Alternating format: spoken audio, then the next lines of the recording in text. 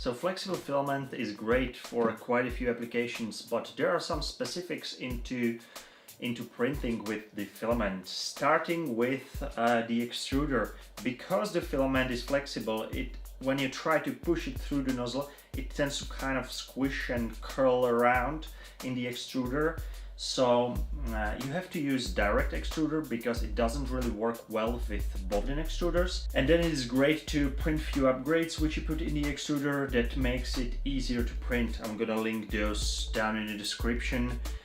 They should decrease this tendency to curl, if you will.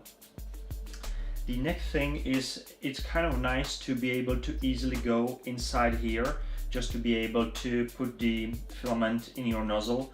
So, because this is kind of hard to do if you can see what you are doing really. So this is another modification I'm gonna link down in the description for the ANET A8. The next thing you have to adjust are your print speeds. You're gonna have to use much lower print speeds than for PLA, for example. So I'm using 10 millimeters per minute for the first layer and 20 millimeters for the rest of the object, and this works really well for me. It takes some extra time, but you usually don't print a lot with the flexible filament. Then in your slicing software you should also disable any kind of retraction, because if you have even the slightest amount of retraction, it probably won't work with the flexible filament, so turn this off as well. Well, as you can see, it's nicely printed, and the stringing is really significant because the retraction has to be disabled, of course, for flexible filaments. Now we are moving to the last part, and that is build plate adhesion.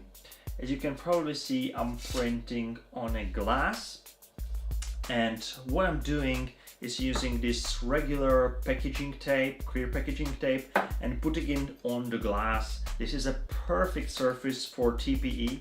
It sticks really well to the tape, almost too well actually, as you can see.